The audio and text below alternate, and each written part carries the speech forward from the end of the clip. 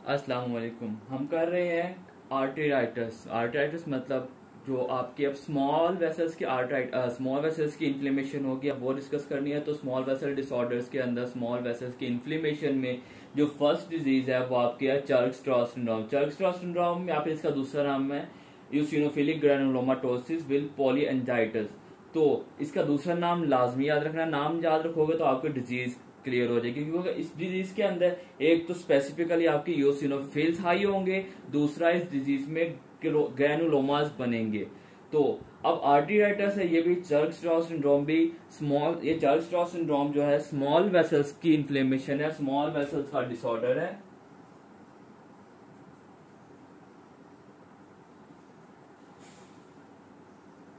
Small vessels का disorder है। इसमें क्या होगा, इसके सिम्टम्स क्या होंगे? फर्स्ट ऑफ ऑल तो आप नाम से ही याद रख लें, यूसिनोफिल्स। इस पेशेंट के अंदर स्पेसिफिकली यूसिनोफिल्स जो है वो हाई होंगे। दूसरा क्या होगा, इस पेशेंट में ग्रैनुलोमाटोसिस मतलब ग्रैन्यूल्स बनेंगे। इस पेशेंट के अंदर ग्रैन्युलोमास बनेंगे।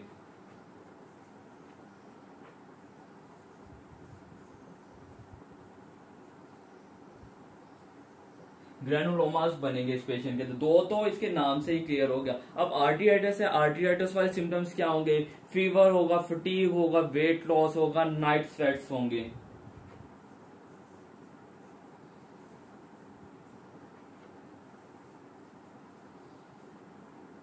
नाइट स्वेट्स, वेट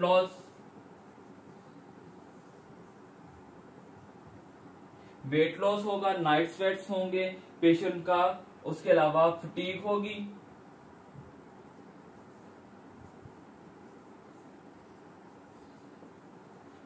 होगी, और night sweats, weight loss, fatigue और फीवर होगा पेशेंट को।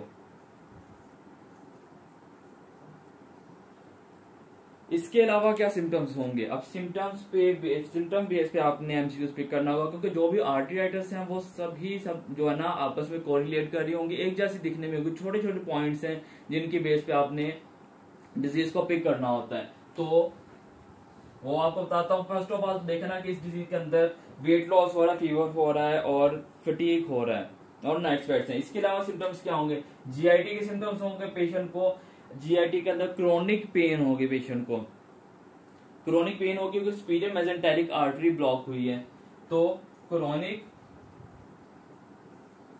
Abdominal pain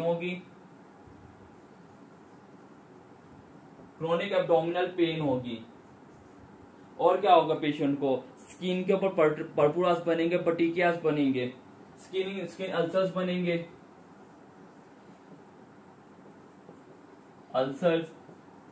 purpuras, petechiae. Skin के ऊपर ब्लीडिंग होगी, स्किन की इन्वॉल्वमेंट होगी, सीएनएस की इन्वॉल्वमेंट होगी और पेशेंट को न्यूरोपैथी होगी।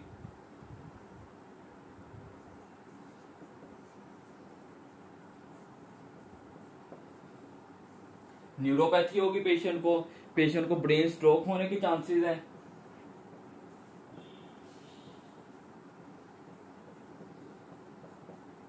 पेशेंट को एमआई हो सकता है,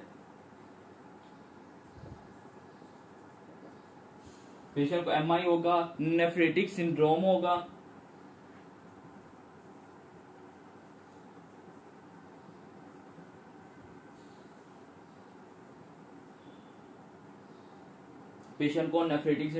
kidney ulcer, lungs, GIT, lungs की इन्वॉल्वमेंट होगी पेशेंट को।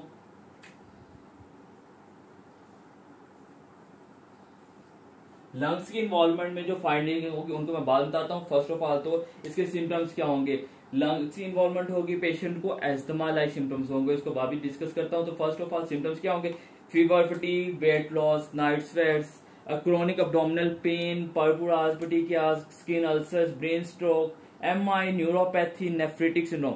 ये सारे के सारे सिम्टम्स तो पेन में भी थे, पॉली आर्टेराइटिस नोड्यूसा में भी था, लेकिन पेन के अंदर लंग्स की इन्वॉल्वमेंट नहीं थी, इसलिए स्पेसिफिकली इसको रेड में लिखा है कि ये लंग्स का डिसऑर्डर होता है चर्क-स्ट्रॉस सिंड्रोम के अंदर। चर्क-स्ट्रॉस सिंड्रोम के अंदर एक तो लंग्स की इन्वॉल्वमेंट होगी, सेकेंडली क्या होगा, जो पेन है वो मीडियम साइज वेसल का डिसऑर्डर है, लेकिन जो चर्क-स्ट्रॉस सिंड्रोम है, स्मॉल वेसल्स का डिसऑर्डर है। इसके अलावा मैंने इसमें व्हाइट ब्लड सेल्स हाई बताए थे, लेकिन इसमें स्पेसिफिकली यूसिनोफिल्स हाई होंगे और पेशेंट की बॉडी में ग्रेनुलोमास बनेंगे। तीन डिफरेंशियल डायग्नोसिस हो गए, मतलब डिफरेंशियल बन गए ना चर्क-स्ट्रॉस के पैन से। सिम्टम्स तो सेम है, उसके अलावा लंग्स की इन्वॉल्वमेंट है इसमें स्मॉल वेसल्स का डिसऑर्डर है। स्मॉल वेसल ऐसे एग्जामिनेशन में तो नहीं पता चलेगा ना, लाइक सिम्टम पेशेंट को क्लिनिकली, तो उसको तो काउंट नहीं करो आप। एग्जाम के अंदर स्मॉल वेसल्स लिखा होगा, क्योंकि और भी स्मॉल वेसल डिसऑर्डर हैं, तो इसमें लंग्स की इन्वॉल्वमेंट होगी और न्यूरोपैथी होगी, ऐसे याद रख लें।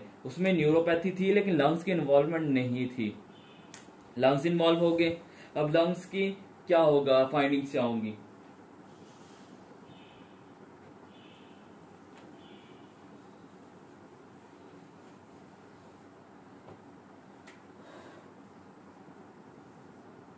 बाकी सारे सिम्टम्स पैन वाले होंगे, लेकिन एडिशनली इसमें लंग्स इन्वॉल्व होंगे। जब लंग इन्वॉल्व होंगे तो एस्थमा लाइक सिम्टम्स आएंगे।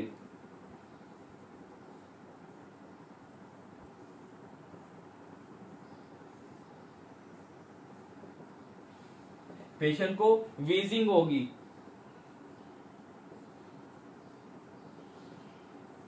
एस्थमा लाइक सिम्टम्स है लेकिन एस्थमा नहीं है। ये पॉइंट हाईलाइट इसलिए किया है क्योंकि जब आप एस्थमा को ट्रीट करते हो, एस्थमा को ट्रीट करने वाली ड्रग होती है मोंटेलोकास्ट, मोंटिका के नाम से आती है।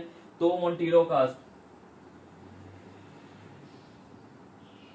मोंटेलोकास्ट ड्रग एस्थमा को ट्रीट करने के लिए होती है। लेकिन अगर पेशेंट को एस्थमा लाइक सिम्टम्स है, चलो सपोज कर लो एस्थमा ही है, लेकिन मोंटेलोकास्ट यूज किया। मोंटेलोकास्ट का साइड इफेक्ट है कि ये मोंटेलोकास्ट भी चर्क-स्ट्रॉस सिंड्रोम कॉज करती है।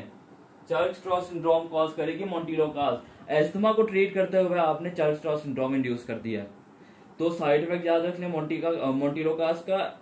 मोंटेलोकास्ट जो है, मोंटिका आपके चर्क-स्ट्रॉस सिंड्रोम को इंड्यूस करती है। फर्स्ट ऑफ ऑल तो सिम्टम्स की डीडीज क्या होंगी। एस्थमा लाइक सिम्टम्स है, तो उसमें फर्स्ट डीडी क्या आएगी, वो पेशेंट को एस्थमा ही हो सकता है पेशेंट को। सेकंड क्या होगा, या एस्थमा लाइक सिम्टम्स आ रहे हैं लेकिन एस्थमा नहीं है, तो वो चर्क-स्ट्रॉस सिंड्रोम होगा। चर्क-स्ट्रॉस सिंड्रोम होगा, एस्थमा होगा। इसके अलावा पेशेंट को एक फंगस है अस्परजिलोसिस की वजह से पेशेंट को एस्थमा लाइक सिम्टम्स आ सकते हैं। Acute bronchopulmonary aspergillosis, ABPA, acute bronchopulmonary aspergillosis. इन तीनों डिजीज की वजह से पेशेंट को एस्थमा लाइक सिम्टम्स आते हैं। डिजीज मतलब डिफरेंशियल डायग्नोसिस।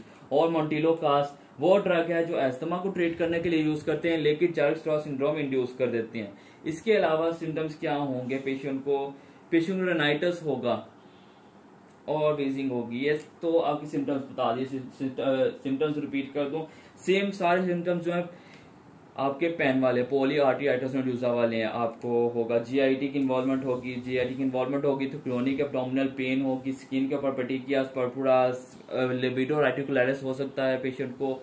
स्किन अल्सर्स जो है, स्किन के सीएनएस की इन्वॉल्वमेंट होगी, उसमें न्यूरोपैथी होगी, ब्रेन स्ट्रोक होने के चांसेस है। एमआई हो सकता है पेशेंट को। पेशेंट का नेफ्रेटिक सिंड्रोम हो सकता है रेनल इन्वॉल्वमेंट की वजह से। लेकिन इसमें लंग्स की इन्वॉल्वमेंट होगी। लंग्स की इन्वॉल्वमेंट होगी तो ऐसे प्रेजेंट करेगा पेशेंट जिसको इस तरह इसको अस्थमा है, अचानक से एक्यूट एस्थमेटिक अटैक होंगे, लेकिन वो एस्थमा नहीं होगा। या फिर पेशेंट को पहले एस्थमा था, एस्थमा ट्रीट कर रहे थे, ट्रीट करते करते आपने चर्क-स्ट्रॉस सिंड्रोम इंड्यूस करवा दिया है। तो ये आपके सिम्टम्स थे चर्क-स्ट्रॉस सिंड्रोम के। अब इसकी इन्वेस्टिगेशन क्या होगी। इन्वेस्टिगेशन इसमें भी सेम है। आप बेस्ट इनिशियल टेस्ट क्या करवाएंगे, बेस्ट इनिशियल टेस्ट आपके इसके अंदर भी एंटीबॉडीज चेक करेंगे।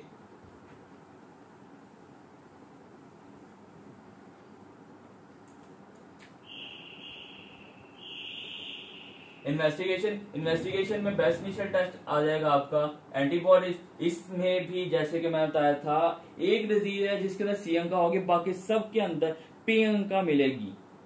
प्रियंका से याद रख ले, पी अंका। प्रियंका से याद रख ले, पी अंका। प्रियंका एंटीबॉडीज सब में पॉजिटिव मिलेगी, तो प्रियंका की बेस के ऊपर आप डायग्नोसिस नहीं कर सकते। ये तो अगर आपसे पूछा जाए बेस्ट इनिशियल टेस्ट क्या होगा, तो वो प्रियंका है, एंटीबॉडीज चेक करेंगे। इसके अलावा मोस्ट एक्यूरेट टेस्ट क्या होगा पेशेंट का? मोस्ट एक्यूरेट इसमें बायोप्सी करेंगे। बायोप्सी आप या तो स्किन से ले सकते हैं या तो लंग्स से ले सकते हैं, क्योंकि इसमें लंग्स की इन्वॉल्वमेंट भी है। तो इसके अंदर आप या तो स्किन की लेंगे या तो जो है लंग्स की लेंगे। दो रूट्स जो है सबसे इजीली और कॉमन है, इजीली आपसे बायोप्सी लेना आसान है। ट्रीटमेंट क्या होगा? ट्रीटमेंट इसका भी आप क्या करेंगे? Prednisone plus cyclophosphamide. ट्रीटमेंट इनका इजी है।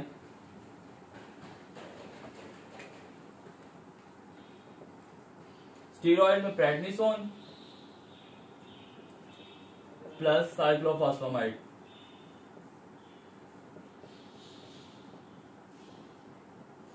प्रेडनिसोन प्लस साइक्लोफॉस्फामाइड ये आपकी ड्रग ऑफ चॉइस थी। ट्रीटमेंट था चार्ल्स स्ट्रॉस सिंड्रोम का, लेकिन इसके अंदर आप मेपोलिजुमाब भी यूज कर सकते हैं अगर पेशेंट को इनसे रिकवरी नहीं हो रही पेशेंट की। तो इसके अलावा मेपोलिजुमाब